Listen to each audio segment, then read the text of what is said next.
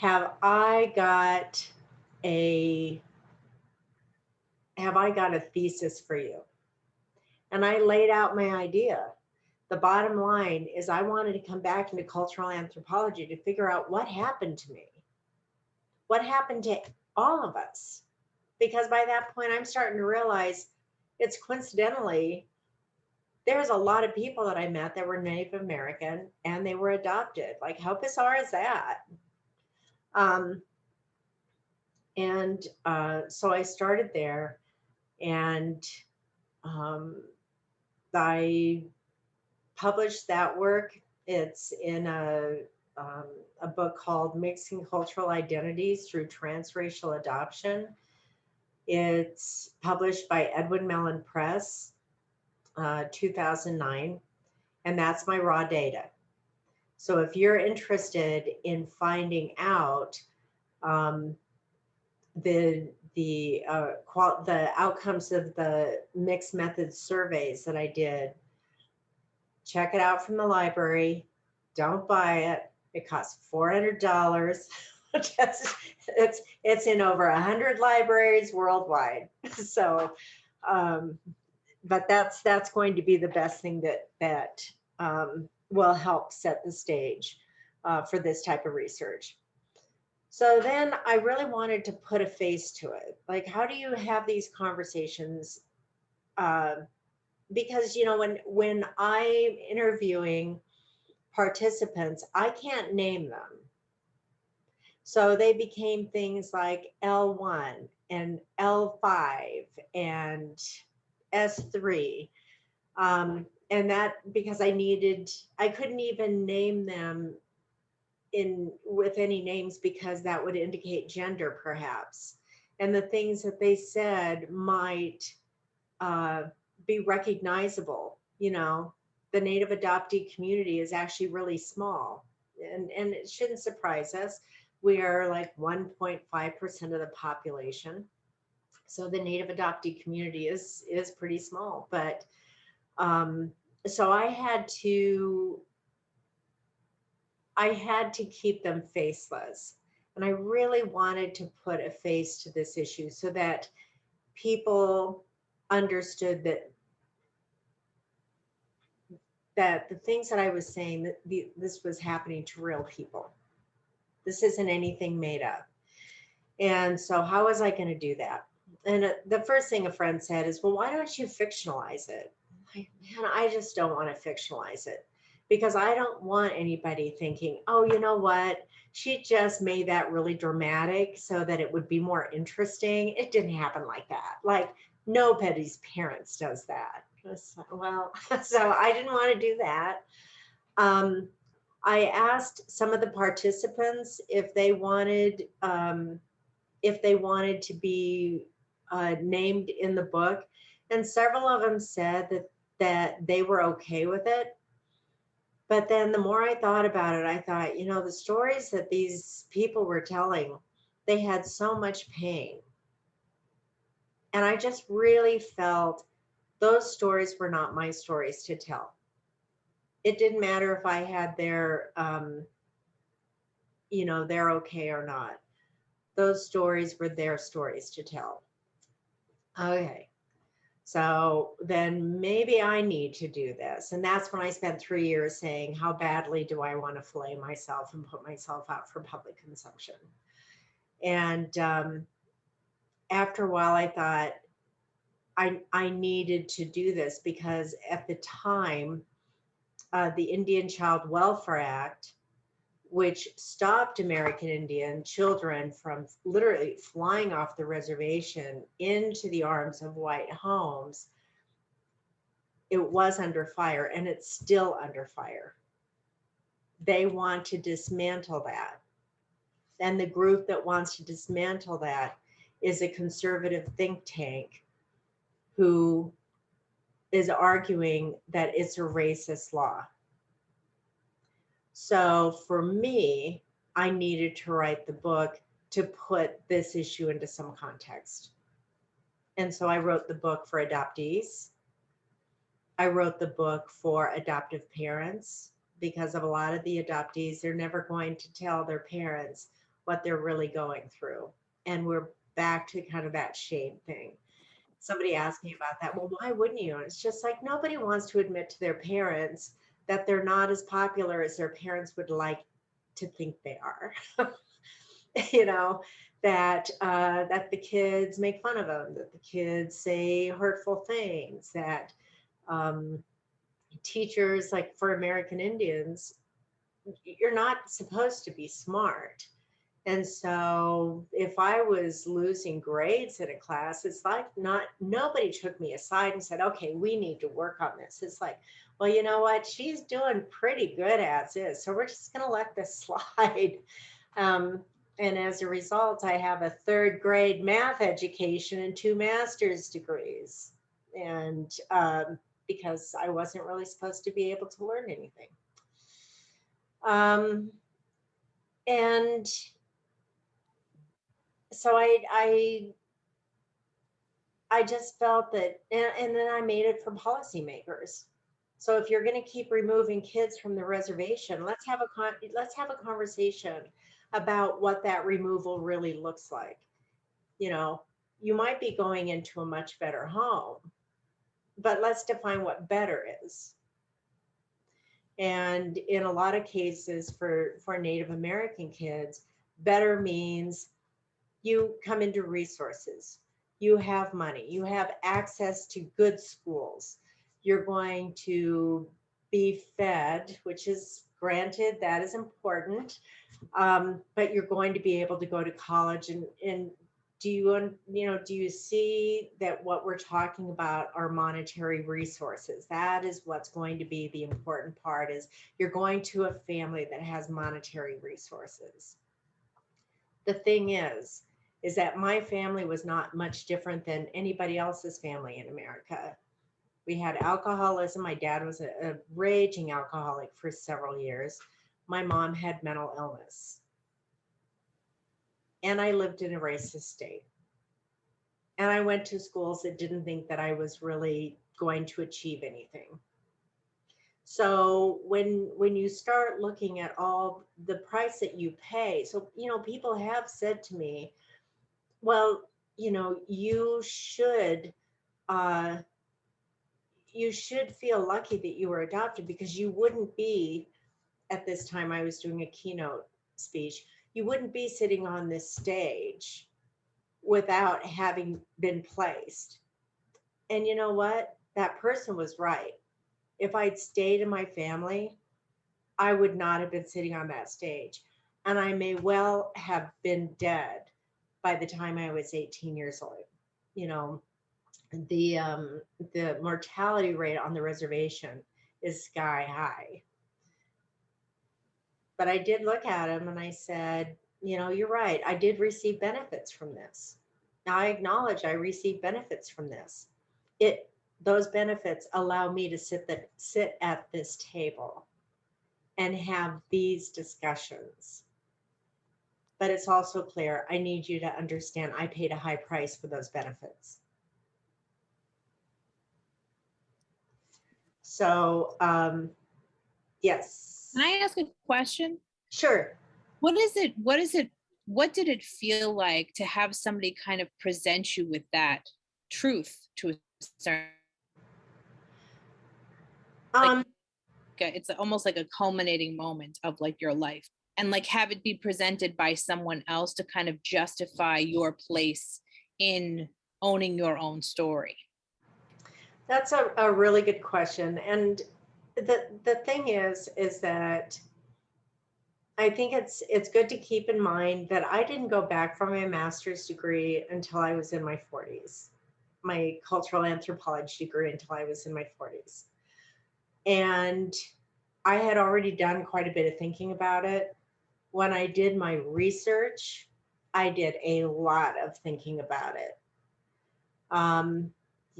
It's a journey. It's a journey trying to untie all the knots that are within you about who you should be and who you are and who you can't be.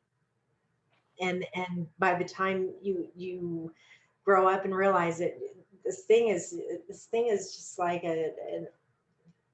it's almost like a Gordian knot. it's very difficult to undo. Um, and so, to be honest, once I started going and doing public speaking, I am not surprised by any question I get. I mean, I'm not surprised by any question I get. Um, that one I thought was a great question because it allowed me to say what I needed to say. I don't think, when I talk, I don't think of everything I had to say. I mean, I've had 62 years of experience. Like, who's going to dredge up all that kind of stuff? So it is really nice when somebody asks a question like that, that, um, that can be, that can be interpreted as being painful. But what that does is say, okay, we're taking the gloves off now. We're going to have a real conversation about what's going on here. And you need to acknowledge the price that I've paid. And I think probably in all of this has been the most, like, if any of us have this thing of what we're supposed to do, I think in some cases I feel like I'm kind of supposed to be the lightning rod in order to in order to understand how we have these conversations and still keep going to where they just don't shut down. And it takes a lot of strength, but the big thing is it takes a lot of knowing who you are. And like you said, Jessica, it takes owning your story. So for a long time, I felt, oh my gosh, I'm in this in-between place. And if you read Mixing Cultural Identities, the whole thing is about being in between. I was too white to be Indian. I was too Indian to be white. You don't belong in either area. Nobody knows what to do with you. Nobody knows what to say to you. No, so you don't get invited to a lot of things. I can remember walking into I was doing a volunteer piece, and I remember walking in, and here's all these moms, and we're putting together a newsletter, and the director says, okay, go over to this table. So I go over to that table, and there's like 3 women there, and the conversation just stops. Like, it stops dead. And I say, hi, how are you? This is kind of exciting to be with other people, and just doing all the ice breaking things that I can. And it's just like mumbles of, single syllable words. And then after a few moments, they turn to other people and start talking. And at first I just thought,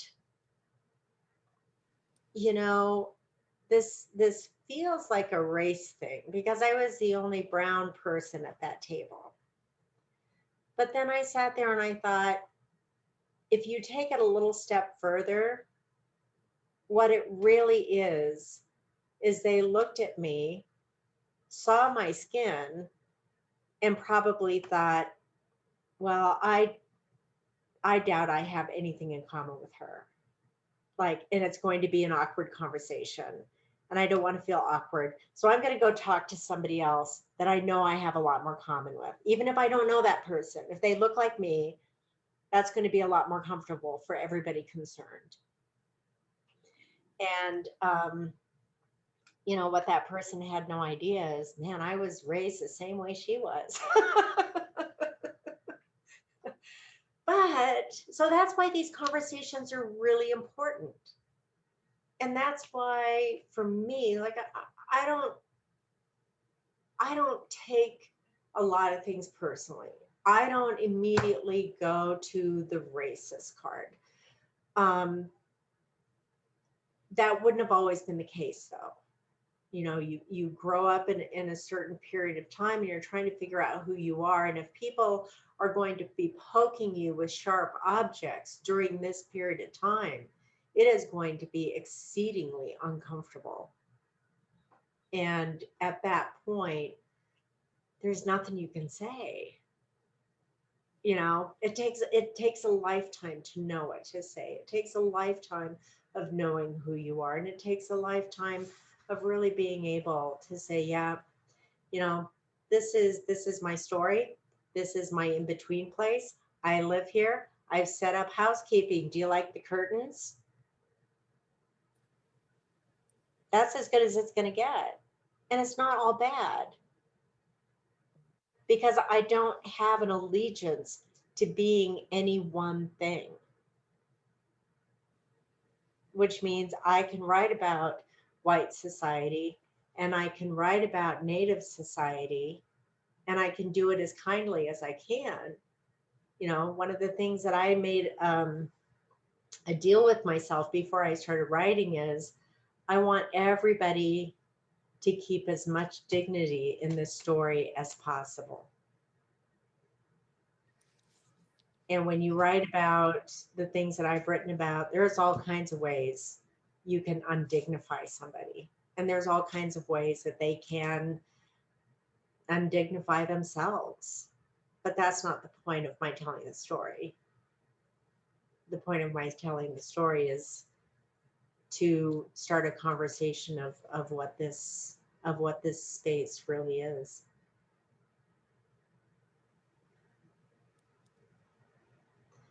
So what were some of your thoughts as you read it? I want to I also, just before we go into it, I just want to say this is an open discussion. We want everyone to participate, and we recognize that not everyone in here has read the book, but for those who have, we want this to be an open space where you feel comfortable to ask questions, to answer questions, and to talk amongst yourselves also. And I was gonna add that you don't have to read the book because the bottom line is this is a conversation of a far bigger nature than just my life. So knowing that. But you should read the book. It's really good. Okay, I'll go with that. Go ahead, Carrie. Hi, Susan. Thank you so much for this book. I read it about 2 years ago. I didn't reread it before this talk, but it really stuck with me. And I have in between checked out your TED Talk.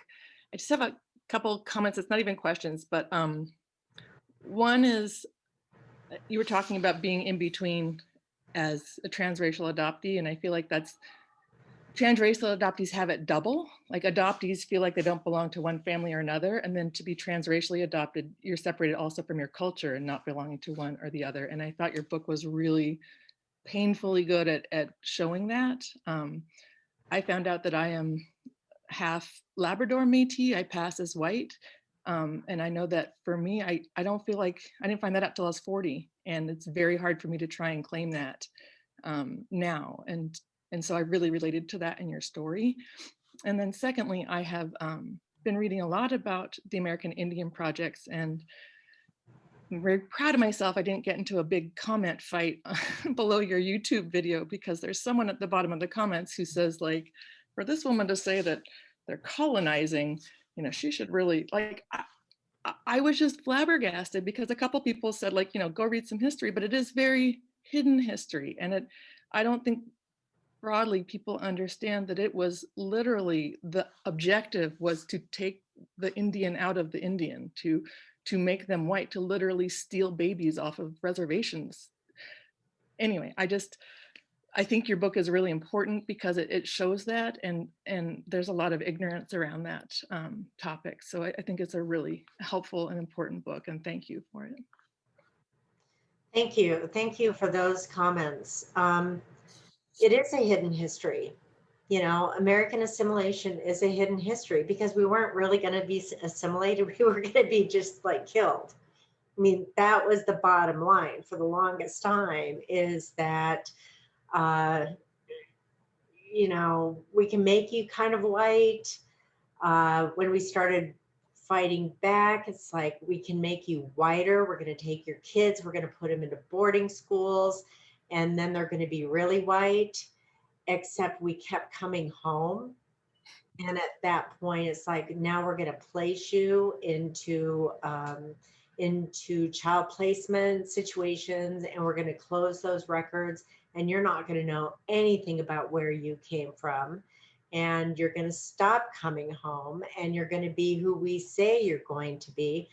And then you're going to marry white people, and you're going to have mixed blood kids all the way down the line until you totally undo the blood quantum. And then we don't have to honor the treaties.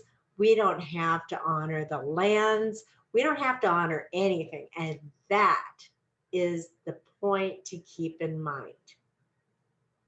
It's so terrible that I think it's very hard for average, well-meaning people to believe that this could be something our government did on purpose. It just feels so Machiavellian and wrong. And it's I've seen some of the papers at the time, that was the stated purpose. It's, yeah, you're not just making that up and sort of hyperbolizing. It's like legitimately what they were trying to do. It's heartbreaking. So.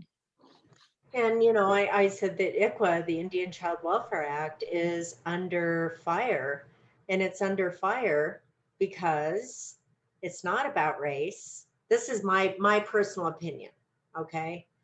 It's not about race. It's not about the stuff that these children, these Indian kids are just going to be forced to grow up in squalor and, uneducated, blah, blah, blah, and on and on and on. It's about the land. If they can undo ICWA, they can undo any of the treaties that has been signed. And that's why I really am speaking out.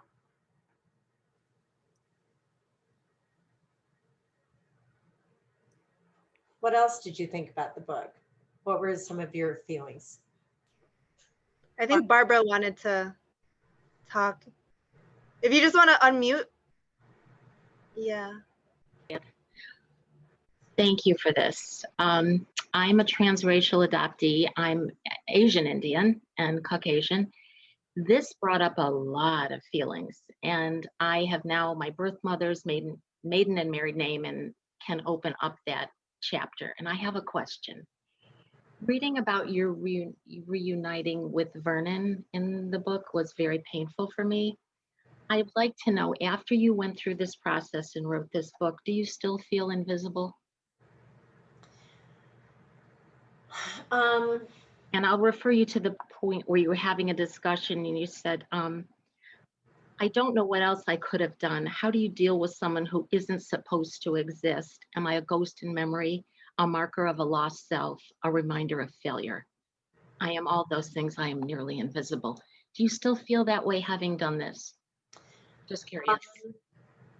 Yes and no. I think, I do, because they still don't want us there. They still don't want us coming home. I like to say, and it's not an ethnic statement. They don't want us muddying the waters. When my adopted mother passed away, she said to me, go find your family. They'll love you. I was kind of like, really? I'm in my 60s and I don't know how people are going to feel about that. In the 80s, there were a lot of movies where it was black, white. The mother would knock on the door, would be Caucasian, and the child would be black. Hi, I'm your mother. Wait a minute. I have plenty of those now. Who do I pick? And I just wonder how that felt for you to open that door, because it was closed. You didn't have to choose to go home or go back to the res, but you did. How do you deal with those feelings? You don't want to be rejected. You don't want to upset anybody.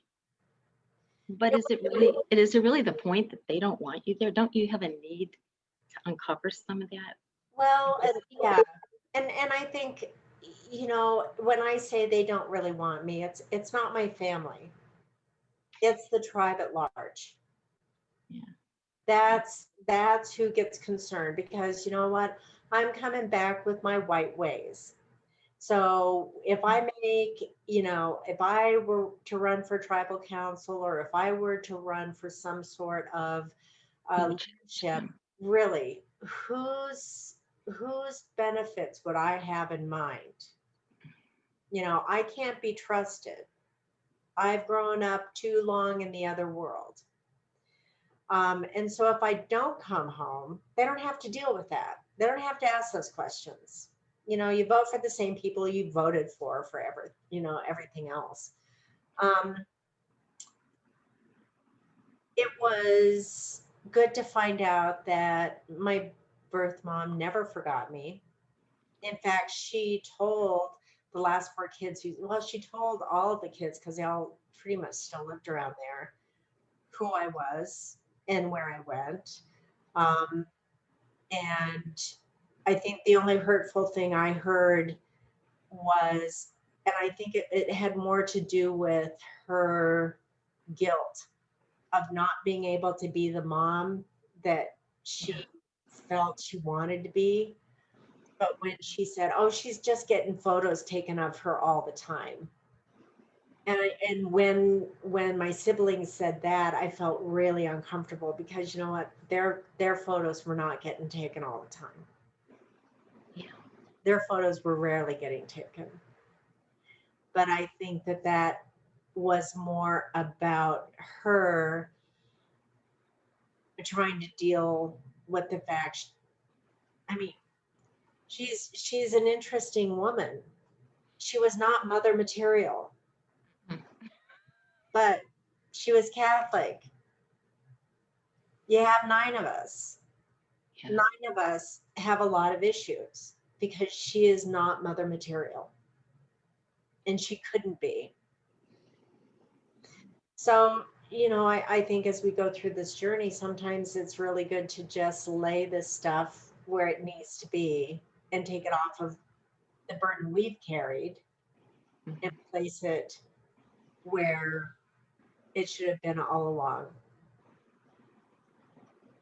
So, yes, I feel invisible. No, it doesn't really bother me anymore. I met the people that I wanted to meet. I have relationships with the people I want to have relationships with. Does that answer your question? Yes, more than you probably know. Thank Oh. you. Good luck. Yeah. Do we have adoptive parents here? So what are some of what are some takeaways that you got from the book? I am, I think I have 7 adopted kids. 6 are African American or biracial, but and I started doing some work around adoption years ago because I ran children's camp, and the one thing that struck me was some of your messages. I remember being shocked when I heard the same messages from these little children indirectly, because what we did is we had a weekend for kids who were adopted, and then I had one facilitator with just adult adoptees and the kids. One night they did a little workshop about what it meant to them to be adopted, and so my kids were participating, and so I wasn't given the anything directly, but the general overview where these kids, and we're talking about from ages 5 to maybe 9, were saying things like, "I wish I were never born. Why did my birth mother leave me?" Like, they were having all these thoughts. And then when the facilitator told me, I said, "Can you talk to your adoptive moms about them?" And the answers were, "Oh, no, I don't want to hurt them," or "My mommy doesn't want to talk about adoption. She, or like," and when I heard this, like, as a parent of, probably all 7 of mine were in that, and I was like, oh my gosh, they're protecting me. And like, there's so many things as a non-adoptee I never even thought to ask. I felt like such an idiot, like, why wouldn't I even think, but it's such, a challenge even today. Now my kids are adults, and I try so hard to think from as much as I can from their perspective, or at least with empathy about, you know, and ask about things. But it's, yeah, it's kind of heartbreaking to hear that. And yet it continues where kids, how is that kids blame themselves, and, you know, and especially adoptees think that they are not worthwhile, you know. And anyway, I think that's when things, that's why it was painful to me to just realize this message, even though culturally there was differences, and there's a lot of other things I related to, but that deep pain that, you know. And I, you know, I thank you for saying that. And I thank you for being really honest about that. And I think, you know, the other piece is, and it's like I said in my TED talk, you can be the best parent in the world. There is a whole society out there who is telling the kid who they can and can't be, and how valuable or invaluable or unvaluable they are. And I mean, you can't fight it. It's like swimming upstream. And you know, and I think a big reason we have so many problems having these conversations is, you know, adoption is not a new thing. No. Parents have died for, you know, hundreds of thousands of years. You got to find a place for the kid.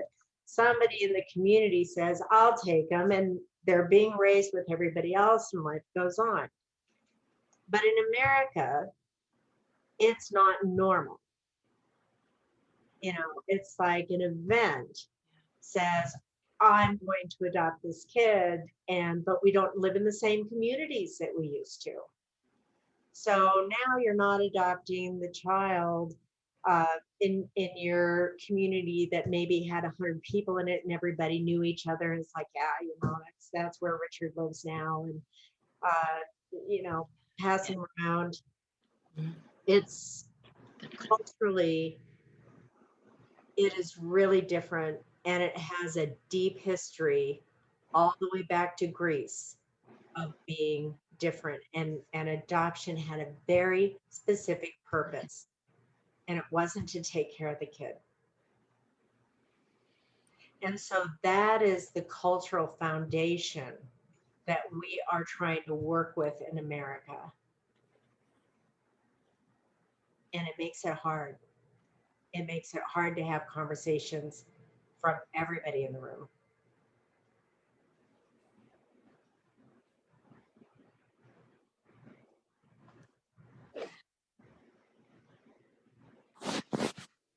I think I just want to say, Susan Rausch, I think I want to say, you know, when I'm talking to adoptees, fellow adoptees, and we talk to younger adoptees about their experience and how they share some of their more personal feelings about their own experiences with their parents. Across the board, almost, you know, we don't, like, there's not that much of a conversation that happens with our parents. And it has nothing to do with how wonderful our parents are. It has nothing to do with how safe we feel with them, how much love they've given us, security, all of that. You know, our parents are always our first line of defense, right? They're there to pick you up when you fall and take care of you, and, you know, make sure that you're always okay, and stick up for you when you need sticking up for. But what happens when you're an adoptee is that you often play that role for your parents, and you don't share with them the things that are really hurting you. It could be the words, it could be the actions of others, it could be the way that you're treated that you don't know how to verbalize, because when you're a young person and you start experiencing these things, because we do experience them as young people, you don't know how to verbalize what that means, because you're still trying to process, wait a second, why am I being singled out? Why am I being treated a different way than friends? We don't have all of the tools to understand the bigger social problems that are out there when it starts to happen. So because we're kind of built on this foundation of becoming these people who get little hits every once in a while, but it starts to permeate and it starts to kind of create like a rawness to us. We understand that it is such a uniquely adoptee experience to go through those things that we don't know how to bring them home to mom and dad or to our parents or to our families. So I don't think it's necessarily that we don't want to. We're also trying to be mindful of, we don't want our parents to think that they're not doing a good enough job, that they're not protecting us enough, that these things can still happen to us, because they will continue to happen, and they continue to happen through our lifetime. Just like Susan said, you know, these are social things that happen on a very real level. And we can be more open with them as we become adults and we've had life experience. But I think there's always going to be a level of care that we give our parents so that we're not showing them all of our cards and saying, this is my real experience. Whereas if you get into a room with all other adoptees, we could lead with that because it's a shared experience.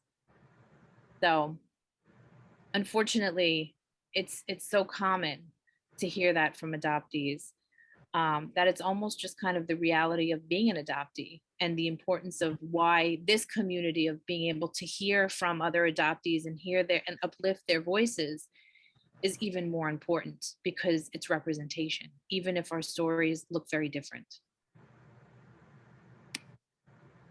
Yeah, I think these conversations are just really, really important. You know, because like if you can't have it with your child, then at least you're going to be able to have it with someone that it's not in direct, I don't want to say confrontation, but it's not in a direct communication form. And at least it helps you, I think, take in information maybe safely. You know, me hearing from you, you hearing from one another, maybe you hearing from me. That'd be awesome. But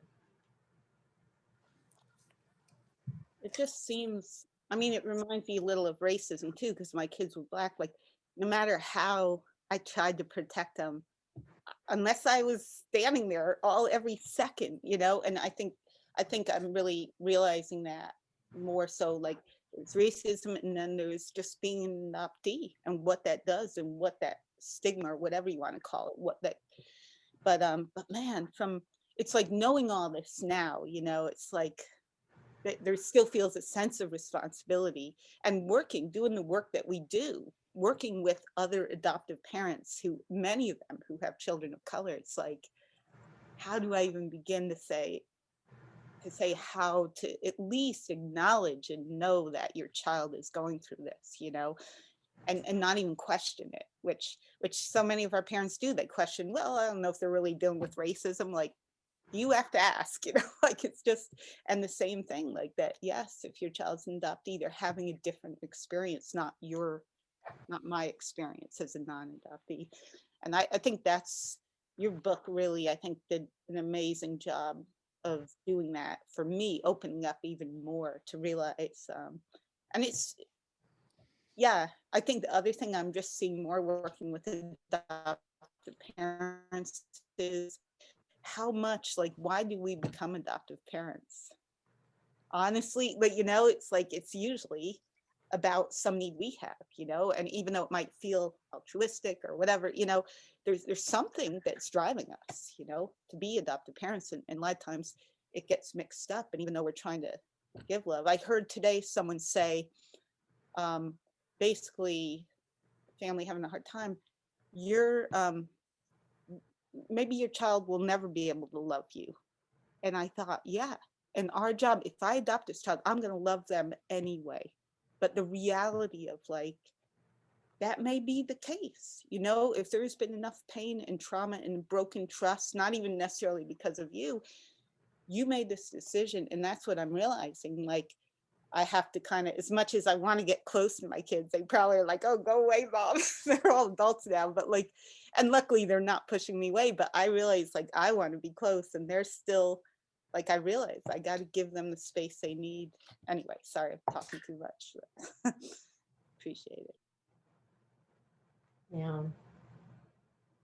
Well, I can remember I came home in third grade, because it seems like 8 years of age is about the time that you start hearing the racist comments. Like, it's not just different interactions, it's just flat out. And I think it's because kids start hearing what their parents are saying, and they know something's like, naughty about it, but they don't know what it feels like. They don't know what it feels like to call somebody a name.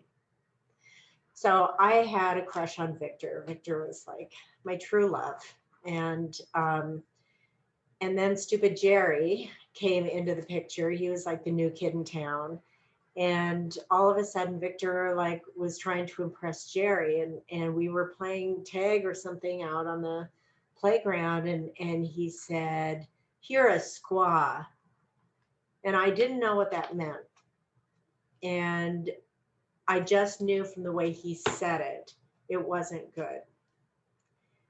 And so I went home and I told my mom, and my mom she's Scots Irish, and which means that she's a force to be reckoned with under the best of circumstances. And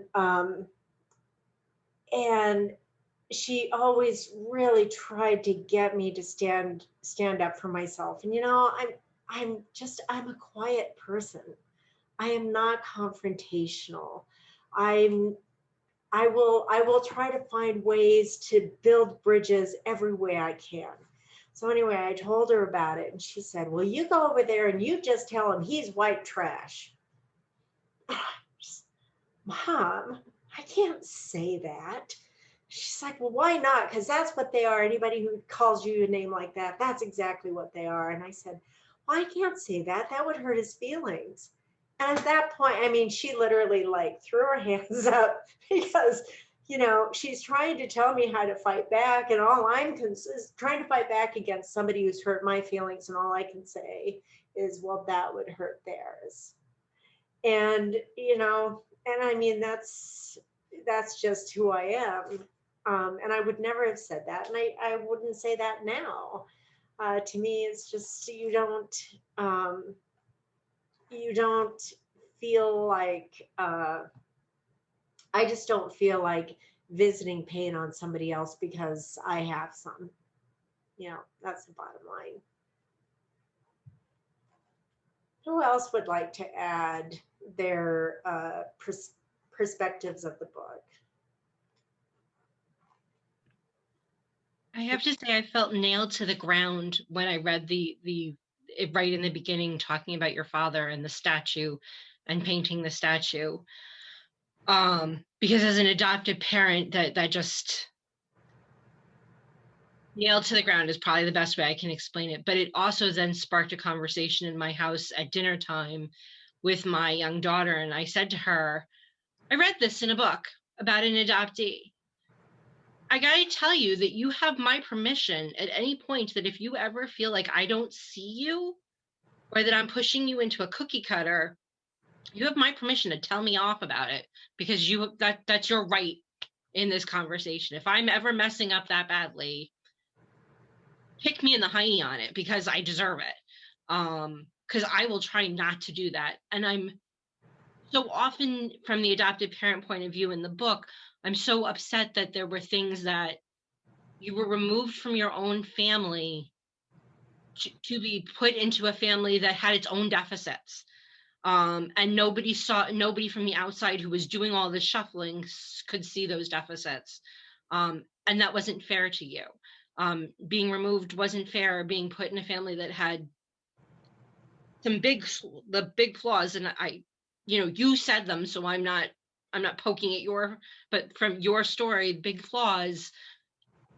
I'm angry that happened for you. And also, as an adoptive parent, I feel like we have to keep we have to keep telling our children, not only am I your soft place to land, but sometimes I'm the person you have to kick hard to remind you, to remind me that I have to do better for you. I'm sorry if that wasn't very articulate. No, it absolutely. And I mean, it's, I've got two sons, and I I find myself, they're in their 30s now, and I still find myself apologizing for various and sundry things because, all of us want to be a great parent, and some of us just fall short, and some of us on bad days fall very short. Um, I did, it was interesting because one of the women who reviewed my book had put in her review, oh my gosh, the Indian Child Welfare Act is such a is so needed because Susan's parents, they were nothing but an alcoholic and a crazy woman or something. And that's when I sat there and I thought, man, like, I can talk against my parents, but nobody else is going to talk like that against my parents. And so anyway, I really sat down and I really thought about my dad. And my dad was born in Cleveland. By the time I was 5, I knew every racial slur for every group of people because Cleveland is divided by ethnicities. And you could go to the Jewish bakers, but you come back home, like, you don't hang out with those kids. And these are the stories that my dad told. So my husband had taken a look at my dad's military service, and I can remember, I wasn't interested in it. I still had a lot of anger towards my dad well into my 50s. We did not have a good relationship at all. And but Rick looked into his military record, and he was a 17-year-old kid who became a medic in the Philippines, and he saw some of the worst fighting that you were ever going to see. And I think that has deep effects on people. And I think he could not become the person he wanted to be. And he had a lot of demons. Now, that's not excusing him. I mean, I wish that he would have done different things, but it does explain a lot of what happens. And I say this story because as I've gotten older, I've been able to give a lot of grace because there are a lot of circumstances that are so far out of our control as adoptees and as adoptive parents and as birth parents. And it's, I just think to acknowledge that is important as well.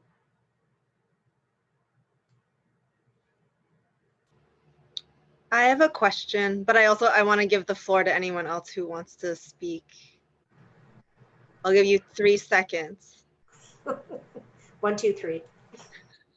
Okay, so my question is, I know we had talked a little bit, when we met before, you had said like, I wrote this book, I think 3 years ago, and then I think you said something about like, I'm so far away from it now. Like it's over there and I'm over here. I just remember that like gesture of distance. And I guess I'm wondering like, if you could talk a little bit about like the process of writing it, like, was there catharsis? Like, was it healing? Was it not? And what's your relationship like to this book and into the things in it now? So I will say I drank a lot of wine while I was writing this book. it was tough. It was really tough. And to go back in and dredge up some of that stuff, and like, you remember them over the years, but when you start to put pen to paper and really try to convey what was important about this action or this statement, or man, those things would just come flying back to me. And you know, I wrote it. It took me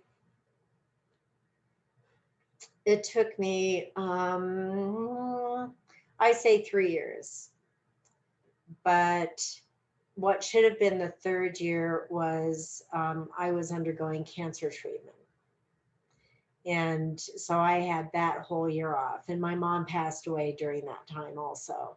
So all of that sucked. And so to come out of it and try to pick up, I think I only had like 2 or 3 chapters left, to come out of it and try to pick up where I left off. It was really tough, but I finished it. It was picked up immediately. I worked with a great editor. I've been on, you know, I've done so many talks, and I've keynoted, and I've done presentations, and I've done these really amazing things, and it's educational to me. I no longer feel these things are sharp nails every time I think about it. So it becomes an educational tool. But that's when I think you realize you're healed, is when you don't have a lot of that stuff dragging you around. You know, I mean, for so long I was like dragging these bricks behind me, right? Because I didn't want to talk about them. I didn't want to acknowledge them. Nobody was going to know anything. My roommate from college read my book, and she said, "Sue, you never told me about this." I didn't tell anybody about this. Like, until I wrote the book, I didn't tell anybody about it. My husband. That was it. And then the kids read the book. Well, one of my sons read the book, and he's like, "Oh my God, Mom, I am so sorry." And my other son said, "I'll read the book when you're dead."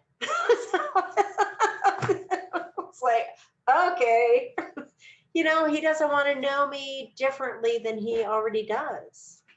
And I think that's just it. When you keep secrets, people are going to find out things that they don't want to know.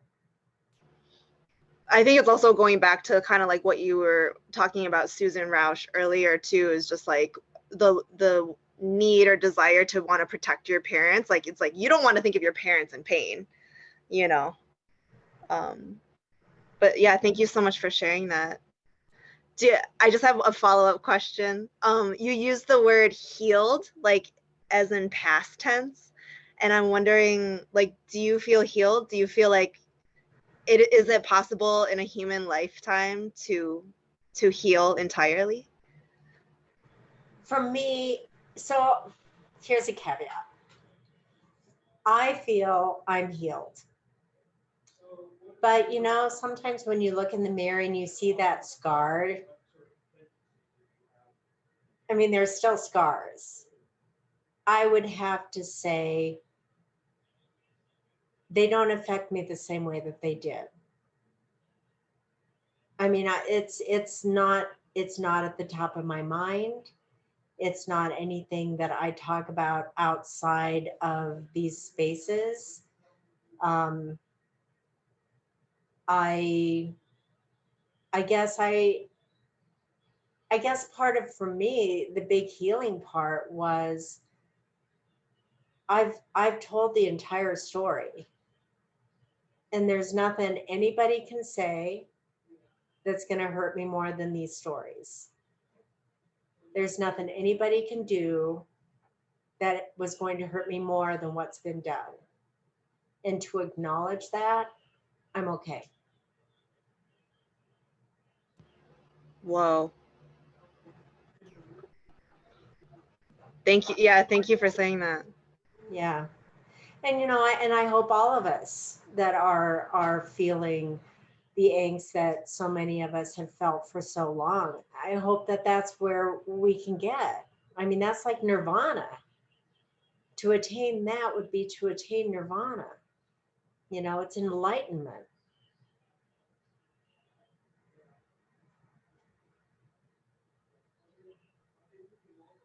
There was something else that came from your book that's hard to talk about, but I feel like it's important to say as a white person is, and I've worked on this a lot of my adulthood because I'm an outdoor person. I run camps for children, and I've loved learning native skills, primitive skills and stuff. But I also knew the story of how camp started, how that basically we took Native Americans children, put them in schools to take the Indian out of them, and then we made little camps for the white children, teaching them to play Indian, right? It's really, yeah, pretty. I had a speaker at one of the camp conferences I once went to that I learned this about. So I've been careful about it, but the truth is, in me, there's still some fantasy, right, about romanticizing Native Americans. And I think, and although of course I've heard about alcoholism on the reservation, I've heard about all this stuff, and I've had close friends who are Native, who are alcoholic or in recovery and stuff, yet it was really hard to like read your story and hear the devastation in the reservation, that even the number of people struggling, and even that I remember when that one line that I think Jessica pulled out too to talk about in the book read was when your brother was hoping you would come and save him, and you were, like that was like, wow, and that's, I don't know, I think it has something to do with racism. I can't even name it, but I know that it's this white, I think it's a white phenomenon because I've met other white people who we romanticize, right? This thing about Native people, and I don't know. Anyway, I felt like it was important to say because I don't think I'm the only one, and I think that's a really good, it's not putting down Native American people, but looking at the truth of what's the struggles that are happening. So hold that thought. My husband's talking on the phone. I'll be right back. I did not know that about camps. Yeah, I didn't either. I just had like an internal moment right now because I'm sending my son to camp, and it's a camp that I went to as a child. It's like a day camp, and he's 4, and it's called Kenwal, which is a tribe, and like their logo is like a Native person, but like, yeah. And you look at the buildings and all the names of the little, I mean, it's just, what's it called when they steal culture? I can't remember the word. Appropriation. Yeah. I'm having like so many reflections right now, like of just how could that still stand, and like summer camp is obviously such a popular thing, people send their kids there, but to know that it's like such a blatant appropriation. Well, I think one thing to keep in mind is that, when you were looking at colonization as the big picture, who gets romanticized? It's things that are dead. It's things that are no longer around. You cannot believe how many people I've talked to east of the Mississippi. Well, do you still live in teepees? Well, do you still like kill people? Maybe.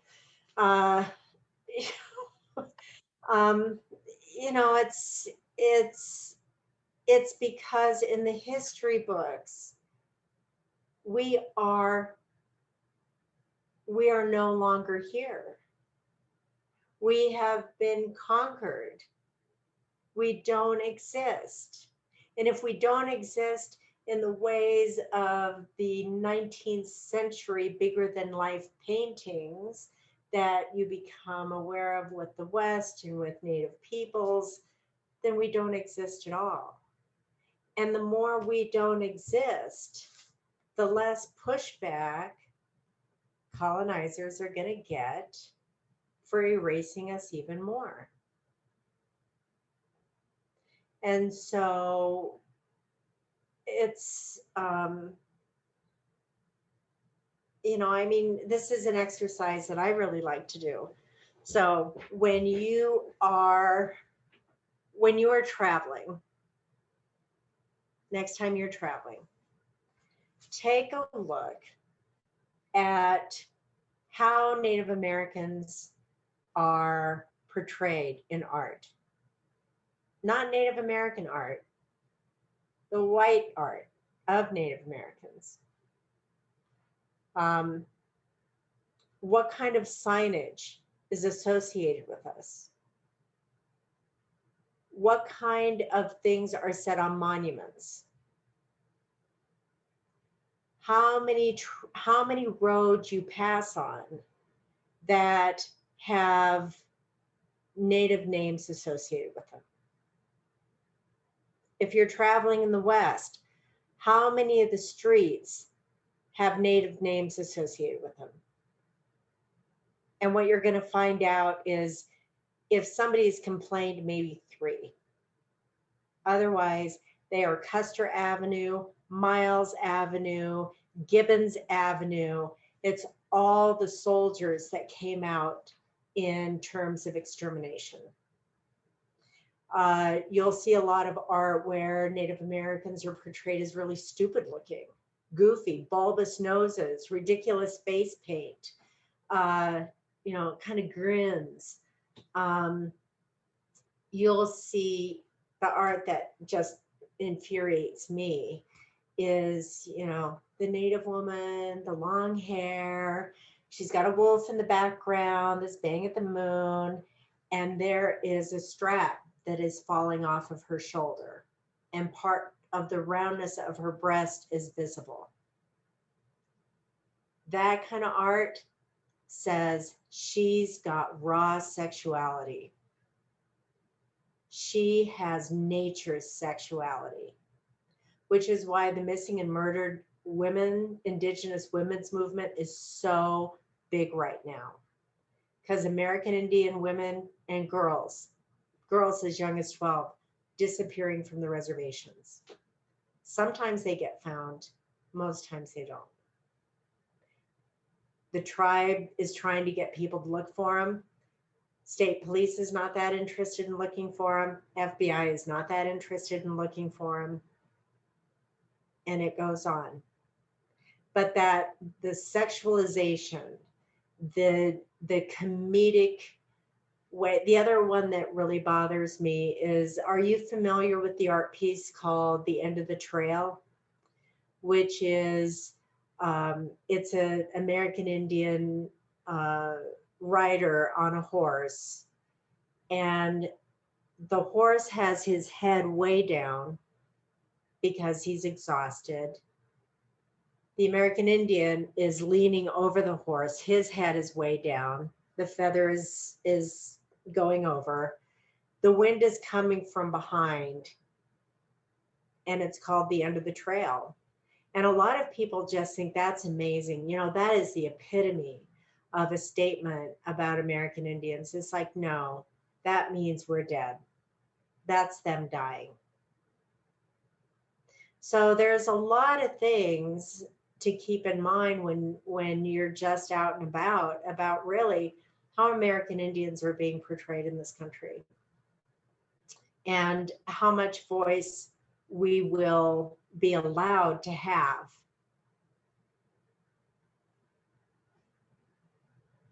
But, and that's the thing that, as adoptees, we're aware of it. I mean, I remember even as a kid traveling through the West, because this is where I've grown up. And it's like you become aware of what you're driving on the Chief Joseph Trail. Well, we all know how well that turned out. You're driving on the Lewis and Clark Trail. Oh, well, they are the most amazing people. You're driving on the Sand Creek Massacre Trail. Well, you know how that turned out. So, there's just a lot of memories that are associated with ethnicity. And I'm sure that if you go south, if you go down into the Southwest, you're going to find similar things that look just a little bit different.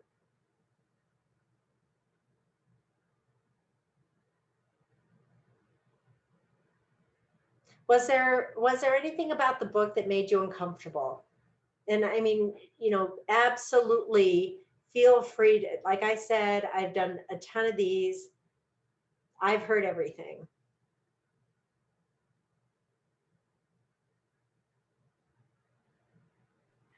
I don't think it made me feel uncomfortable in a bad way, but in a kind of a relieved way. Like you were saying, there's someone else out there that had some of these experiences, because my adopted family had similar issues with not necessarily alcoholism, but taking prescription drugs that creates that same perceptual shift, and mental illness, and many, many things.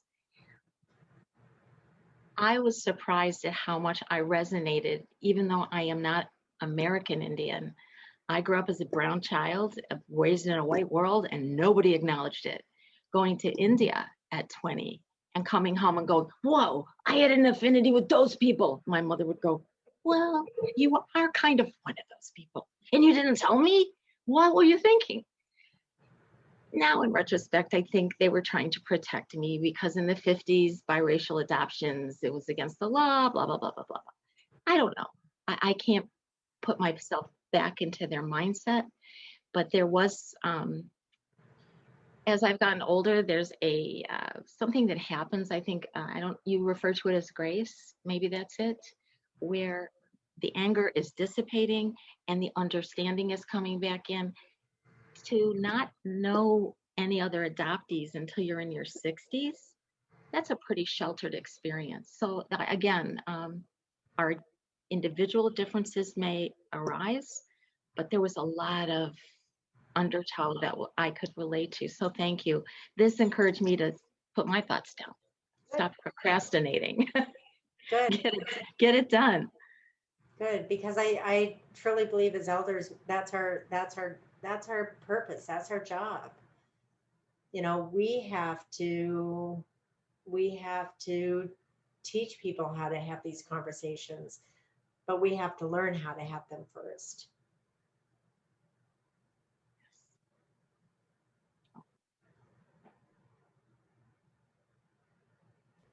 I'm just keeping track of time. We have about 5 more minutes. Is there anyone that has a last question or comment? Barb? I do, if that's all right. In relation to your last question about feeling uncomfortable, sometimes my child's family makes me feel very uncomfortable. We have different values. But I think your book really hit home that I need to keep her in contact with them. She can make her own decision about them. When we heard she had a sister, we tried to find her, and we did. And they have a really special relationship. So, and also, one day I'm going to, maybe show her I will show her these papers from DHS, because, oh my God, your frustration. I was like, I would punch that woman in the face, or whoever you were talking to. But I know that there's going to be lots of emotions when she reads that paper, and I'm afraid when she reads that paper. But it's important for her to know, what happened then, why she's here. Because I can't imagine her going through life and just wondering. You're right. You don't have to fight for your information. You shouldn't have to.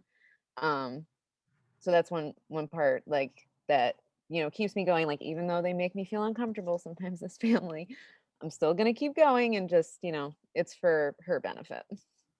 Yeah, no, thanks. I think, the other piece that I would say is, I really wanted to find out more. What was I, 21, 22? I think I was 22. And to be honest, if I knew everything that I know now, it would have blown my mind, not in a good way. So, they don't have to see everything all at once, but definitely needs, when you have those questions, you need answers. Otherwise you just you still hold yourself responsible for so much that's not yours. So thank you. Thank you.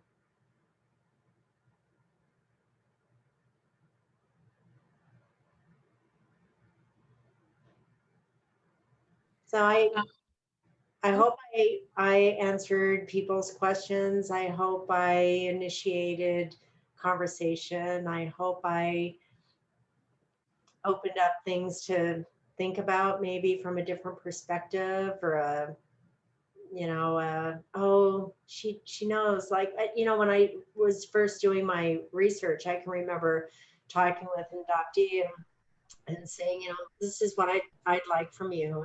And the reason I'm interested in this is because I'm an American Indian transracial adoptee. And she said, then you know what it's like. And I mean, we went from 0 to 60, like, with those words. And it is calming to be able to talk to somebody that you don't have to set the stage for why this is important. You can kind of just hit the ground running with why this is important and why you think the things that you do, or, you know, feel the way that you feel, or yeah, it was good. Thank you for being so generous with your time tonight. We really appreciate having you here and having spent this time with you. I sure appreciate being asked. Thank you so much. This is fabulous, and this is just the right size group. I appreciate it.